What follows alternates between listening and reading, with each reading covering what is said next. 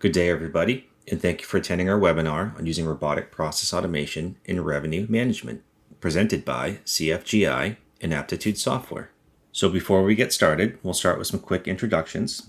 So I'll first hand it off to my colleague, Brian. Great. Thanks, Mark. Good morning, everyone. This is Brian Scheel, the Managing Director with CFGI. I lead our digital transformation practice for the firm and automation practice. Been in the space for approaching 4 or 5 years now. Last company I was with stood up their automation and RPA practice, and ultimately that business was sold off to Cognizant. Prior to that, been in technology my entire career. Spent nearly 9 years at the Gartner Group in the research advisory organization, and also a couple software companies I work for called SessionM and Sitecore, digital marketing web content management platform, and a CDP loyalty platform as well. Up to you, Chad. Great. Thanks, Brian. So, hello, everybody. Thank you for joining today. My name is Chad Mello. I'm the Managing Director in our Boston office, and I've been with the CFGI now for a little over 10 years now, and primarily have a focus on core revenue recognition as one of our national revenue SMEs, as well as all things related to revenue automation. Happy to be here. Excellent. And finally, for myself, my name is the Big Four and spent some time in IT leadership in the industry.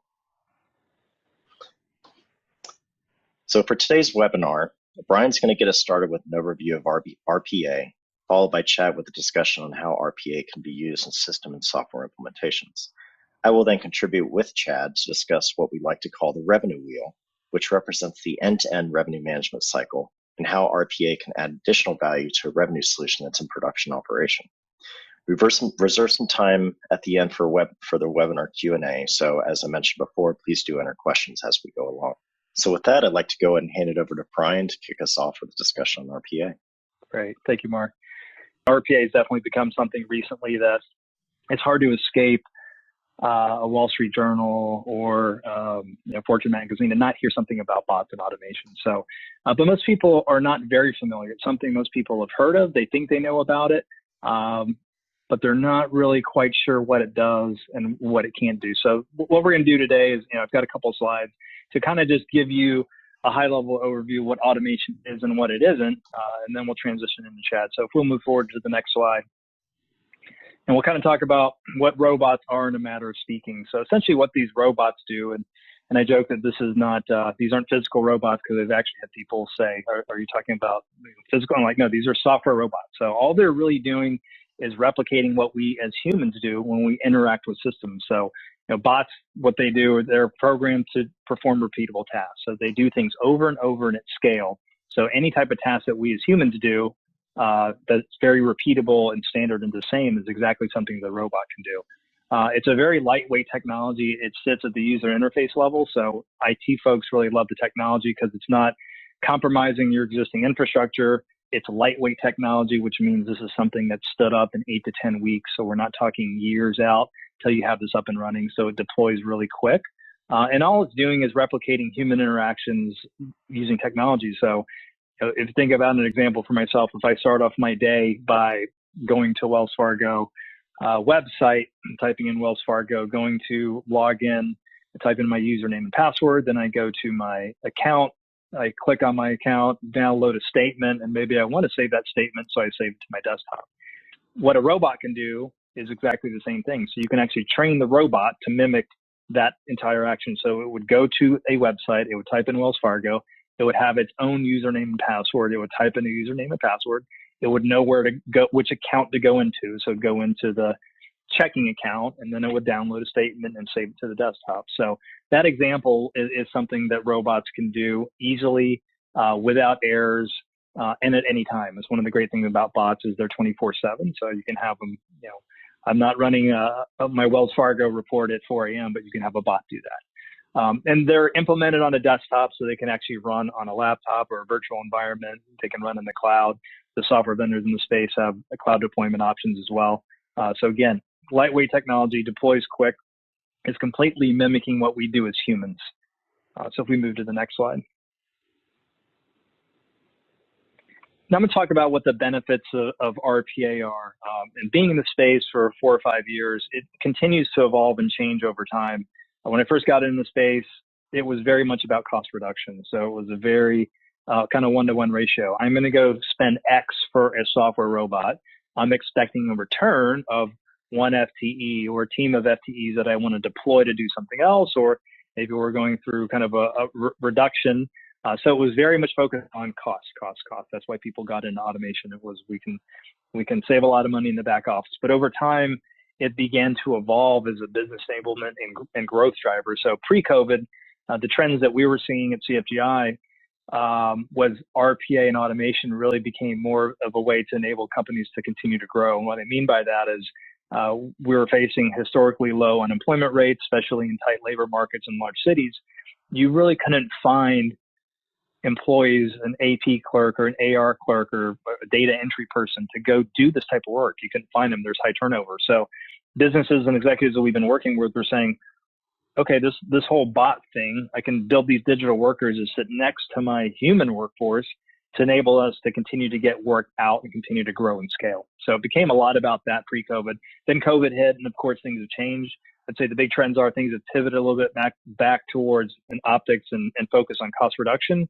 But now things with employees where we have remote workers, furloughed employees, reduced workforce, and fatigued employees just from kind of the mental drain of what's been going on kind of around the world. There's a much heightened awareness on increased employee experience. So people frankly don't want to do this boring, repetitive work. People actually can't physically do the work because it's maybe not in an office.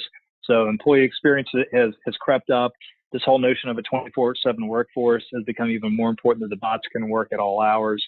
And the optics has refocused a little bit more towards efficiencies and cost savings, because a lot of companies are obviously facing some revenue shortfall, so there's a lot more optics on it. But COVID has really accelerated people's adoption and use of automation. They've really looking this as a reason why they're going to kind of dip their toe in the water and get started on trying to transform. So that's kind of been the trends and the benefits around automation. Next slide, please. Some opportunities. This is a great cheat sheet of where to think about automation when you're thinking about your organization, what might make sense. The first thing to think about is high volume. Any type of thing that's done at scale over and over with a lot of transactions is a great candidate for automation. The next is something that's rules-based, because the bots, again, they're not going to go rogue and start doing what they're not supposed to do. So all they're doing is following a set of sequences. Just think of it very simply as if-then statements. If this happens, then you do this. If not, then go this route. So they're just going to follow structured rules. So if you have processes that are very rules-based and frankly don't require a lot of human judgment for decisioning, that's where you can think about using bots, and think about things where there are exceptions. Those are what we call exceptions for the robots, where it's kicked out to a human and they make the judgment on the call of what should happen next. But that's kind of called human in the loop from an automation perspective. The last piece is structured data. So bots do really well at reading things like Excel, opening PDFs, extracting data from there. They don't do well reading an invoice written on a paper napkin. They're not quite there yet. So those three things are the top kind of opportunities to think about automation. What type of processes should you be looking for? I'll touch on a couple of these. Data entry is one that, bots should be doing this all the time. It kind of blows my mind that people still have jobs called the data entry clerk, when that's something that a robot can do. If it sits in an electronic format in one system and you're just reading it and typing it in, that is information that a robot can go pull that information and then enter it into another system. So that is a great area to look for automation. Another one is logging into enterprise applications. So think about this from a reporting perspective, that a lot of times there's teams of people or people that have to log into multiple applications to pull data and information out. Very time consuming, very slow. They don't spend much time actually analyzing the information they pull. They're just going into systems getting data. Those are things that you can have the bots run on a schedule, on sequence, to go and actually pull the data and information. Another one that's top of mind is data migration between non-integrated systems. So I'm sure all of you have had times where you need to maybe have an API built to talk from one system to another, and you went to your peers in IT and they said, yeah, we're happy to do that, but that's not a high priority on our project list. We can't get to that maybe for 6 months or next year. As I talked about how automation deploys fast, you can actually have a bot just pulling and doing the data migration between non-integrated systems. It's a much quicker, simpler way. Scraping web data. This is another example. We built a bot for a client in the music streaming business that they need verification of an ad that was on the website. So there was actually a team of 4 people at this organization. Their entire job was to go to the website to show verification of an ad that was on there, take a screenshot, drop it in a folder. That's all they did all day long. Built a bot in 8 weeks, which completely freed those people up to go do something else. So that's a good example. Another good one that I like on here a lot is opening email and attachments. So you can actually have a generic inbox that's completely monitored by a robot. So if an invoice or something comes in, the robot can open that email, it can read an attachment, and it can extract data from that document and push it into a system. So those type of things are what bots do. Lastly, copying and pasting. So you may have heard the term swivel chair syndrome, where you're on one computer, you're typing some information, and then you're kind of go over to another and kind of moving information back and forth. Those are all things that bots do really well, do it at scale, and frankly don't make errors. So that's a great idea of where to think about automation. And as we pivot in the next slide, I'll talk a little bit about where to think about processes that make sense for automation. So this is one of the big areas that you need to focus on when you're thinking about where to get started for automation, because if you pick the wrong process, you can have a failed implementation, or you're not extracting the value. So the key things, and this is our kind of methodology at CFGI and our processes, to find that right blend of complexity and impact. So you see things in green are ideal candidates, and this is a generic example for a client that monthly close prep activities, high impact, low complexity. That makes sense to get started for automation. But again, impact is in the eye of the customer, because you could talk to one financial executive, and if they're saving, say, 8 hours during a 3-day close process, those hours are extremely valuable. It could be as valuable as somebody that's saving thousands of hours on an annual process to do AR. So again, looking at that right blend of impact and complexity. Usually you don't want to tackle the most complex type of automation first, things like machine learning, reading documents to a degree can be more complex. So you try to focus on things that are, sending notifications, doing checks, doing reconciliations. Those are usually typically very simple type of automation. So again, this is things to think about when you're picking processes up front. On the next slide, if we go to, we'll talk about some of the candidates. A great thing about RPA is it really does serve all lines of business within an enterprise. And I'll touch on a few of them. And the slide after this is actually around finance, which we do see the majority of automation go in finance. But as an example, in HR, onboarding and offboarding of employees, this continues to be a very standard process. You hire an employee, somebody sends them an email with a bunch of PDF attachments, they fill them out, they send them back, somebody takes that data, they input it into their system of record for an employee, all things that can be done by a bot. Or even think about provisioning and deprovisioning of access to systems. It's variable for every employee based on their level. It's actually very complicated to set that up. That's something that the bots can do over and over. And the supply chain area, things like returns management, returns processing and freight management. A lot of volume involved in those processes, typically a lot of people, all things that bots easily do from an automation perspective. We touch on some of the IT ones a little bit around integration between systems, but for larger organizations, things like password reset and unlock is a very common one. I'm one of the guilty people that are constantly locking myself out. And usually there's humans that have to do that, but with a robot, that can be a fully automated process to do that. We're going to touch on the finance and accounting ones in more detail on the next slide. And then on customer services, you heard me talk about the example of screen scraping. That's an example. Another example is setting up accounts.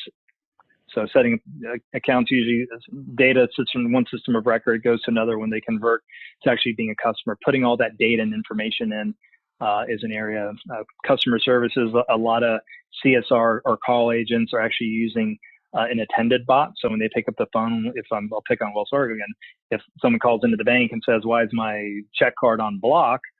People are hitting run a bot, and the bot goes and runs and looks and does fraud detection and will give you a resolution time in 90 seconds versus 9 minutes to figure that out. So things like that are how people are deploying and using bots across businesses. As we drill deeper on the next slide into finance and accounting, This is really the area where we see most automations get started. Roughly 60% of all automations do start in finance and accounting, just because the nature of the work is very redundant, is very repetitive, and usually large teams of work doing it. So a couple high level things: accounting, in general, journal entries, all could be done by bots. Reconciliations in all forms are areas where bots should be deployed. It's very simple for a bot to go pull information from one system, pull it from another system, do compare, make sure there's a match, send out a report. Things a bot should do. Accounts payable, entering non-EDI invoices, doing 2- and 3-way matches, very time-consuming teams, error-prone, very simple for bots to do. Accounts receivable, it can generate, validate invoices. Cash application is a big component that we see over and over, where companies are struggling with the cash app part of their business. That's another big opportunity for automation. FP&A, big around the reporting part. So I talked about using bots to pull information from various systems and work on reporting, cleansing the data actually for the analysts to interpret is an area. Things in payroll, there's a lot of different areas you could actually think about today's world where no one's really traveling. If you're not using an advanced expense platform or system, you could actually have a bot do an audit. You can have a bot go look at everybody's expense report, log in the system, look for a transaction from Delta or Marriott, generate a report. Why are there travel expenses when we're on a travel freeze? Send a report to somebody. So all those type of things that bots can do. And lastly, as we move into the last slide, as I'll wrap up and transition things to Chad, just going to touch on some of the best practices and pitfalls to think around on automation. Think process first and focus on transformations versus automation. So automation, when I think of it, it's kind of a one-off. It's just a process. But if you think about a transformation program, you should be thinking long-term. What is our automation roadmap over time? How are we going to transform? Not just thinking about we're going to build one automation for a process. Develop a model for process selection. I kind of talked about that already. It's very important to understand what your metrics and what your drivers are for what your organization will automate and why. Another best practice is really thinking about document intelligence capability, because that is something that's coming online. That's where machine learning is starting to come into play, that the robots and machines are starting to be able to interpret data from documents and make some judgment decisions to say, hey, I think that looks like a PO number. It is a PO number. I'm going to go ahead and input it. Some pitfalls, rationalizing that RPA is a silver bullet for every problem. It's not. It's not going to solve everything. Look within your existing tech stack first. Maybe there's some other technologies that might be able to automate components of the process, and then look to leverage RPA when it makes sense. It won't solve everything. You also need to properly plan for maintenance and support for RPA automations. This will scale and grow due to the low cost. Your peers in other lines of business will be raising their hands asking you to help them build bots. Also think about things around cybersecurity risk controls. This becomes really important with the bots, and from an audit perspective, it's very important. And not actually understanding the actual process, because a lot of companies think they know their process, and then we go and start doing discovery, and guess what? It actually works a little differently than people think. So those are things to plan for. So hopefully that was helpful in understanding a little bit of what RPA is and what it isn't. And now we can turn things over to Chad to talk about RPA and system implementation. Perfect. Well, thanks, Brian. So now that we have an understanding of what RPA is and some insight into some of its use cases, even though both solutions are extremely capable on their own, over the few next slides, we're going to talk about RPA and revenue automation can really complement each other, when utilized, as a combined solution. All right. So also please keep in mind that, we could spend an extended session, on either topic given the time, we have today, but the core focus is going to be, trying to provide a preview, potential uses, to help illustrate some of the combined capabilities, right? So as Brian was talking, you'll notice that a common theme, for RPA is going to be, that's a really great tool to help tackle one of the major challenges with all of these implementations. And that's going to be around data handling, migration, massaging, and augmentation that we all have to go through as we're trying to, implement a revenue automation solution. So when I think of automation, I view it as a collection of tools, right, to perform an objective, right? I think of it more as an ecosystem, if you will, right? Each individual solution could be standalone, but ultimately we're trying to aim towards, this ecosystem style, system process end to end. So as a result, it's going to be important for the components within that ecosystem, right, to share common characteristics. So even though the two tools are technically different technologies, and they do share a lot of similarities, right? So although, there are too many to discuss today, and honestly, we're barely just going to be scratching the surface, I did want to talk through some of those commonalities, between the solutions so we can start to get a sense of just how they can complement each other, right? Trying to bring it back together. So the first point, is true of most automation solutions, and Brian had touched on this as well, but as it relates to revenue automation as a combined solution, and that's with an eye towards this future growth and scalability, right? Now, what does that really mean, right? Well, among other things, it's going to be a way to be able to translate, an increasing number of inputs to more outputs most efficiently over time, right? And to achieve this, the business is going to have to adopt more standardized processes, implement, proper controls to reduce risks of error, spend more time reviewing rather than being in a constant state of preparation and so on and so on. Things that you probably have heard on time and time again and are, working through the adoption within your organization. So the answer is just to hire a bunch of bodies, to help with the close each month, right? Well, not exactly, maybe, but not exactly, right? It's not a perfect black and white answer, because in seeking these efficiencies, you're also looking for that common theme that Brian had touched on, which is, often a goal for automation is to increase ROI while also achieving that scalability, to have your cake and eat it too, if you will. And this is important because even if brute force was also always a cost-effective alternative, there are still inherent limitations in operational inefficiencies within manual efforts. Common things, right? Like human error, quality of life, workforce attrition, for some examples. And that's why these solutions work so well together. They both employ a controllable balance of automation and human intervention to be incorporated at defined decision points, to aid in that scalability. So the next few points I would consider are more attributes rather than a goal of automating, the revenue automation process, but I think they're still, very important, right? It goes through that quality of life and that experience, the overall experience. So the first is that they're both information agnostic. Now, this is a really important point. And really what I mean by this is that either solution can ingest a wide range of information from any number of sources. For example, they were designed to work with something as simple as a flat file. So think of that, if you have your transactional data in a flat, extract file, all the way through, single source, all the way through to information from a, global organization with a variety of ERPs in multiple source systems, right? The intent of these systems is really for them to be able to cross-talk with the current infrastructure rather than have to rebuild everything around them, right? More plug and play. The second attribute, is more around, the idea of flexibility of ownership, which is about being able to let the organization decide where the technology stacks best fits in rather than the default owner always being IT. And don't get me wrong, there are many good reasons for the ownership to remain within IT.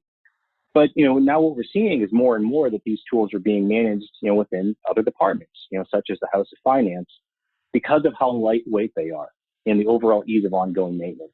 And this is a key point because it's not just a byproduct. They were actually designed with this intent in mind. Think of needing to make incremental changes, to the configuration for a new product or an acquired business, where knowledge at the technical 606 level is needed. Well, historically, the answer used to be that, finance would crunch the accounting answer and IT would architect a technology solution. And this isn't necessarily always the case anymore, as the systems allow for more flexibility and transfer of ownership.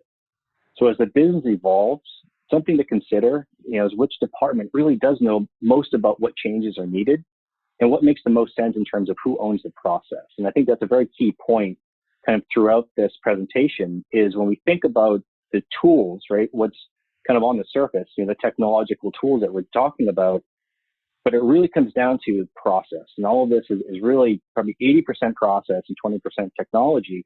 As a catalyst and a facilitator, of them, further in that process. And then the last attribute that I wanted to discuss, really ties in with ownership, but it's around the ease of implementation. And again, process here is key. So when finance thinks about technology implementations, they generally want to run the other way because, past experiences implementing, an ERP or customized solution that took time away from their day jobs for potentially a prolonged period of time, and maybe even years, if you want to think of some of the larger ones and how complex they can be. So one of the major changes over the past 5 to 7 years has really been the movement to configurable solutions in this space. And this is a key point because in being configurable rather than fully customized or a customized solution, the solutions already have the logic and capabilities to adapt to your processes, again, process, rather than being recreated through new logic each and every time, right? Starting from scratch, every single time, like they are in a customized solution, which is ultimately going to, result in furthering the original goal of scalability, being that of, the increased ROI, quality of life, through a faster, more streamlined implementation. So because implementation is kind of a hot topic here, we'll talk a little bit more about that. So on the last slide, we discussed some similarities. Here we're going to focus more on where those two intersect, right? So due to its versatility, RPA can be used both as a long-term solution or a short-term solution, to help achieve, one-time objectives. So here we're going to touch more on some examples of where RPA can be used as a shorter-term solution, during that implementation process. And although we just spoke about, you're probably thinking, you say, hey, it's a configurable solution. It's very easy to implement. Why do we need RPA to help with that? Well, although there are areas where RPA, there are areas where RPA can help alleviate some of those more manual, but mandatory steps, within the implementation process. And these are where I want to touch on a few of them. Again, there's a multitude of areas, the infinite number of use cases here, but these are some of the core challenges that we're seeing being overcome with RPA. And the first is around historical data conversion. And this primarily deals with sourcing all of the related, information from the source systems that house the information needed, for revenue recognition. Think of all the upstream data flows. So in a services company, for example, this could be data in Salesforce for contracts or orders, NetSuite for billing, information, and maybe Financial Force, for actual triggering events for delivery of the labor hours.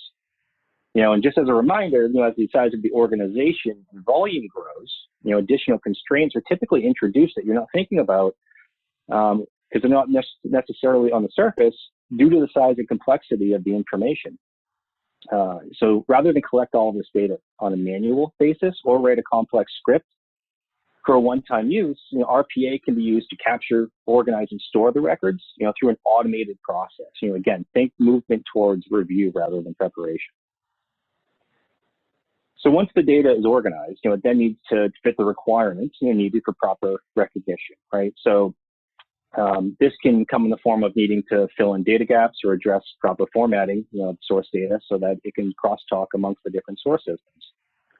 And at this point, just likely, the BRD and the design requirements are likely already identified, right? And the bot, what we can do is we can utilize a bot to perform some or all of even the gap analysis, as well as, utilize it on a systemic basis to augment records for, proper recognition. If certain fields are missing or attributes need to be accommodated for with the new revenue guidance, utilizing a bot to identify and then augment is a great use case. Think of required fields, that are not being constantly or consistently populated or in the same syntax, right? So the bot can actually be programmed to identify these, and provide reporting so that just the exceptions are being looked at and not the whole population, right? You can start to skinny down the total scope and breadth of the items that need to actually go under, full review. Other examples can include missing data connections. Think of credit memos or maintenance contracts that are not being systemically linked to the related orders. The process to apply them is repeatable. There's not a lot of black and white or gray judgment, if you will.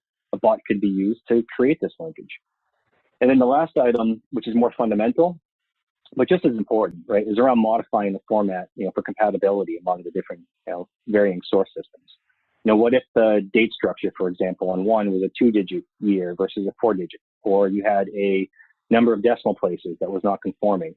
Utilizing a bot to make simple changes like this can help expedite the overall process. So just, as a reminder, even if the volume is low or individually these tasks may seem very simplistic, identifying and resolving each one of the gaps can really add up and detract attention from the overall goal of getting the system implemented. And then the final point I wanted to make on this slide before moving on, is using the bot as an integration solution, which can be either a temp or a permanent solution. And this is going to involve, now that we've collected our historical data, we have it housed, augmented. Now what do we do with it? Well, now we need to get it into the downstream of the Aptitude software, right? So it's going to involve picking up the data, from wherever it's being stored, whether that's a data warehouse, middleware, for example, and then making that actual pass. So there are pros and cons for using it, whether it's short-term or long-term for an integration strategy. But an example for a short-term strategy could be that due to competing priorities, IT, may need more time before they can develop and test an API call. There could be updates to the system that are required before that can be implemented, or any other number of priorities that are outside of finance's visibility. Whereas a bot could be, the API call might take months and months to implement and test, whereas a bot could be stood up in a much shorter amount of time. From there, the bot could then be used in the interim and then decommissioned once the alternative solution's available. But what it's going to ultimately do is be able to provide IT, with some breathing room so that it's without delaying the overall timeline. So finance can start to actually utilize, the system as intended. So on the next couple of slides, we are going to get into some of the reasons where using a bot for the long term makes sense. But one of the key differentiators, right, to other conventional integration strategies, it's going to be that the bot, ultimately would only be occupied for a very short duration each day, when in this integration type role, right? Which leaves, the remainder, let's say it's 1 hour to complete, that's 23 hours now the bot can go out and do something else. And it's one of the things that we want to try to drive home in the coming slides as Mark goes through the revenue wheel in terms of where a bot could fit in to the normal and everyday recurring operations. Great, thanks, Chad. So to quickly recap, Brian has provided an overview of RPA, its benefits, and ideas on where you can deploy bots, and Chad has transitioned us into RPA usages and system implementation activities. So let's now talk about where RPA can be used in a live and operating financial system, which in this case, we'll discuss revenue management. Therefore, I'd like to set the stage a bit by introducing the contract to revenue lifecycle, or as we like to call it, the revenue wheel, and how Aptitude software can help your organization not only manage this cycle, but also identify ways that your revenue accounting team can have impactful and forward-facing actions within your organization in areas where you can leverage RPA capabilities. This continues Aptitude's overall theme on how we're enabling the CFO and CAO offices to become disruptors in their industries and move from a back foot or responsive approach to a more productive approach in influencing sales and market decisions. Throughout this walkthrough of revenue wheel, as we like to call it internally, Chad will join me in pointing out and discussing where RPA can help in your finance organization. So to begin on the revenue wheel, we'll cover some of the core areas of revenue recognition. Solutions in this space started releasing functionality about a decade ago. So the primary focus for these revenue recognition solution providers was on the core requirements of these guidances, and specifically in the areas of revenue recognition and revenue accounting. Initial versions of revenue recognition software were not much more than engines designed to perform the calculations and related accounting, but were still very dependent on upstream and downstream sales and financial systems. Automation could be achieved in a perfect world, but the exceptions to the process required manual intervention. However, as organizations became mature in these core areas, further opportunities started to present themselves, and finance teams started looking upstream to see how they could influence sales and market decisions of the organization. We'll now go around the revenue wheel to examine where RPA combined with a mature revenue management solution can be impactful and drive real and measurable ROI in your organization.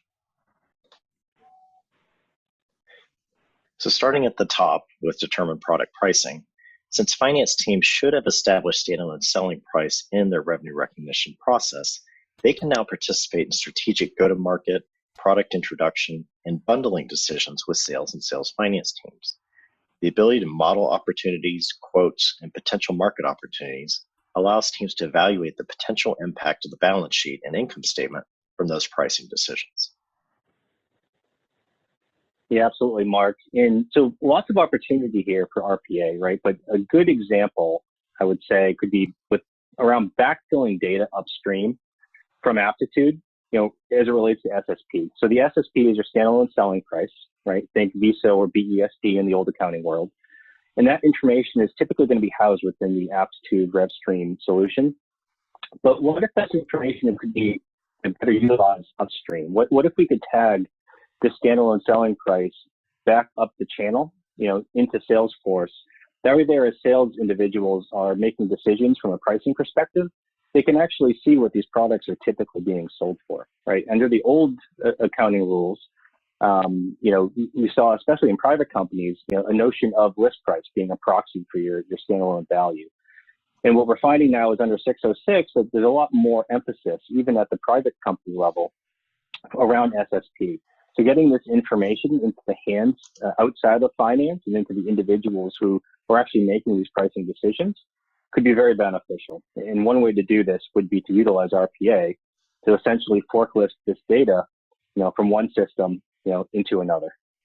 Great. So now we're going to go ahead and tackle the next two sections of the revenue wheel together, capturing contracts and managing contract obligations, as they do go hand in hand. Ultimately, the names of the ASC 606 and IFRS 15 standards are revenue from contracts with customers. And guess what the biggest challenge is in adopting the standard? Surprisingly, it's identifying the contract. This is where the concept of a deal desk review can come into play. Being able to recognize what has been included in a contract, not only from a data and systems perspective, but how it's structured, identifying what has been sold, and evaluating any exceptions to what is deemed standard at this stage can provide large opportunities for streamlining your operations and reducing revenue risk. So one of these tasks is around checking for ongoing record conformity prior to information being sent to RevStream, where the bot can be designed to flag errors that could potentially result in incorrect revenue recognition. An example could be the use of a multi-year software SKU with an identified recognition term of less than 1 year. Once the bot identifies these transactions, it can then send email notification for review real time, have the reviewer respond back to the bot through email, and then have the bot act accordingly. In Aptitude RevStream, the Transaction Hub and Arrangement Hub allow the user to not only capture contract information from upstream systems, but also create and model contracts directly in Aptitude RevStream. The revenue accountant can load a quote, run it through SSP allocations, and use that as the basis for review and approval of the contract prior to executing it with the customer. By doing this activity, the revenue accountant can assign a template to the deal so that when it is actually executed and loaded into upstream ordering and contract systems, the resulting process is fully automated. If the deal is non-standard, the revenue accountant can create additional revenue policy rules needed to automatically account for the contract. By moving this exercise upstream throughout the financial period rather than reactively at the end of the financial period that many companies struggle with, it will shorten your close cycle and be able to focus on productive tasks such as generating your management disclosure reporting rather than scrambling to keep up. And moving forward, I've already touched on the core revenue recognition accounting topics, but those are still at the core of this revenue wheel. So we'll jump ahead to the subledger. Once we've created the accounting entries needed and sent current period entries to your general ledger, you have established a true revenue subledger. Normal period close activities take place, but having a true subledger in place with balances down to the granular contract line level gives you an unprecedented view of your balance sheet, powering your roll forward reporting. Absolutely, Mark. And one of the areas that I've seen RPA being utilized in this sense is really around this idea of a daily reconciliation. What in the close process can we pull forward from the end of the month into the current period without adding on to incrementally significant effort, taking away from other non-close type responsibilities. So with the adoption of ASC 606, there's actually several new account reconciliations that will need to be performed.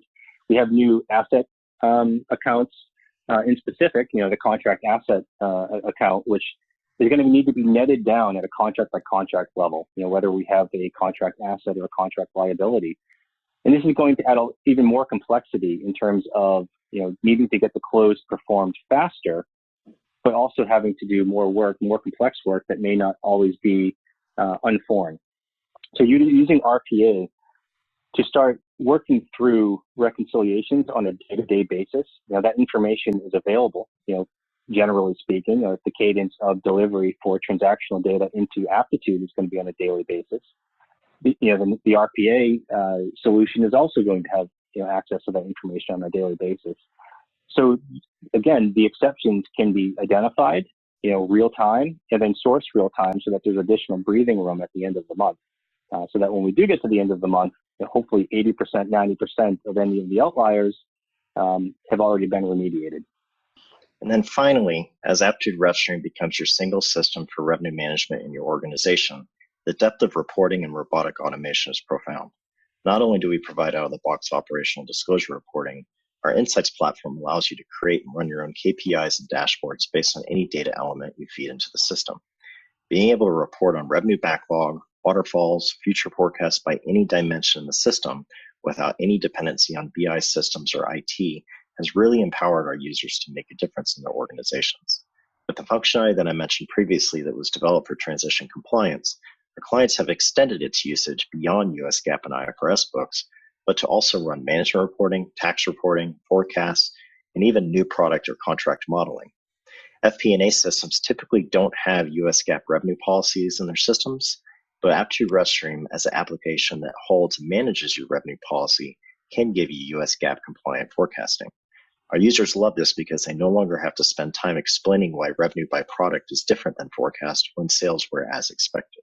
So while having all of the companies, a good scenario or segue here is while having all of the company's transactions processed through Aptitude RevStream is always going to be preferred, having all of that information housed under one revenue solution, there are situations where it's just not going to be possible, right?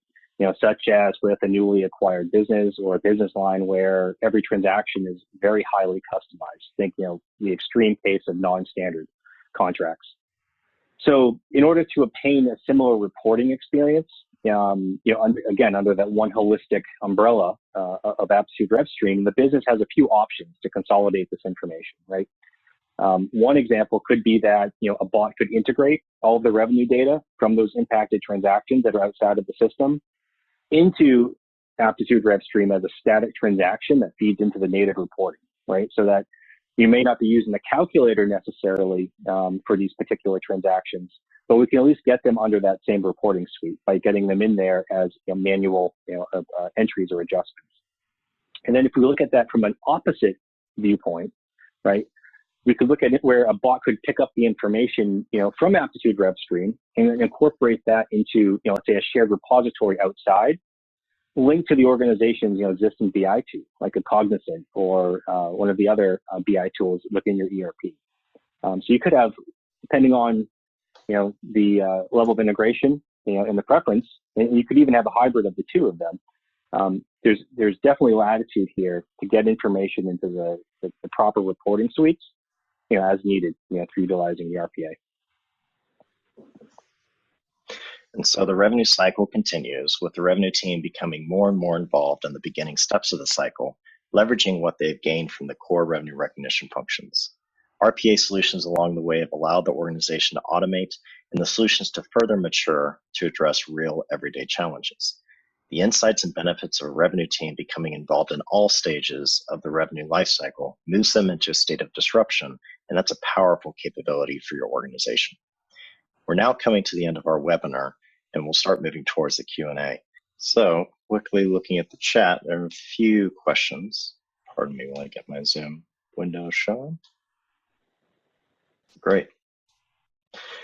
So I guess first question, what are the typical challenges to a successful RPA deployment? Yeah, I'll take that one, Mark. The typical challenges are, and we kind of touched on a little bit around picking the right process up front. So that's one of the key challenges. Oftentimes people pick something that's too complicated, maybe too much risk for the business to tackle initially. So that's one area. And the second is preparing for a center of excellence, because automation, due to its low cost and its ability to scale fast, this is something that will ramp up very quick. And if you don't have a plan to how to address, think about things like change management, interaction with other technology and systems, what's going to be approved for a bot, that's an area that can start to slow down kind of your ability to scale quickly. So those two things, picking the right process up front and scaling to a COE are two of the areas that we're always talking to our clients about. Well, thanks, Brian. Another question, how long does it take to put a bot in place? Yeah, I mean, there's a wide range. You heard me kind of touch on 8 to 10 weeks is kind of a standard. We've had some bots that are, think of these as micro automations. So these are really small. We had one client, we called it the 4 a.m. bot. It had to go pull a report at 4 a.m. That was kind of a couple week. That was a very small automation. But typically, kind of for these medium complexity bots, we're seeing in that 8 to 12 week time frame, 12 being more complex. Maybe think about something like doing cash application using machine learning, but 2.5, 3 months is a typical time frame. Okay, one more question. How are bots or RPA platforms managed, and what types of resources do I need? Yeah, they're typically managed. It really depends. I mean, most clients have someone from the business, and then also obviously you typically need a counterpart in IT to help run and manage the bots. So some clients are looking for full models where they don't want to be in the bot maintenance mode, so they have a partner that fully manages their program for them. That's where CFGI comes into play. But also some clients, they want us to help them train to be able to run their own program. So typically you're having kind of a project manager that's running it, some of the resources you'll need around that. You'll need time of the subject matter experts of each process that you end up automating. So you'll need to grab some time from them to really map out and understand the process where we build and architect these delivery documents for the processes of what they look like. So you'll need the SMEs, you'll need a project manager, and lastly, the most important thing is really an executive sponsor. So this is the person that's going to really care about the optics and the reporting and the measurement and success of the program. So somebody that really kind of carries the torch of why you're automating and why you're looking to transform your organization, and then tying that back to kind of business results and goals. So those are kind of the key three roles that we look for within our clients. Great. Here's another question that just popped in. I love this one. I'll take this. How easy is it to use RPA with Aptitude RevStream? So I'll take that one. As Brian and Chad mentioned earlier, RPA and bots basically emulate any user activity that you might be doing in any software package, whether it's a Microsoft Office product or it's enterprise software package like RevStream. So common things where you can automate a revenue approval checklist, looking for certain terms and conditions of a contract, and then modifying the revenue policy on that contract are all things that can be done through RPA. One recent one that one of our clients was looking at is they had a particular calculation that was after doing revenue allocations and SSP testing that they want to do an additional carve out because of a guaranteed right on the contract. So using a bot, they were able to look for the existence of that condition of the contract and then generate the additional carve out within the contract. Those were steps normally that a user could have done directly through the UI in RevStream, but it was still they have to look at that contract individually to do that. With a bot, they can now automate that, and that made it much more efficient. Now, if it becomes a case where it's something that's going to happen over and over again, that's where you can configure RevStream to do those pieces automatically. But up to that point where it's still very much a one-off exercise, that's something where RPA can help out quite a bit. I want to thank everybody for joining. Hopefully you guys got some good information on RPA usages, not only in the revenue management cycle, but across your enterprise organization. A lot of good examples were shared by our colleagues at CFGI. So, we encourage you guys to take those back to your organizations and come up with ideas. And we'd love to hear from you guys, either at Aptitude Software or at CFGI, on how we can help you guys in your quest for automation. Thank you very much and have a wonderful day.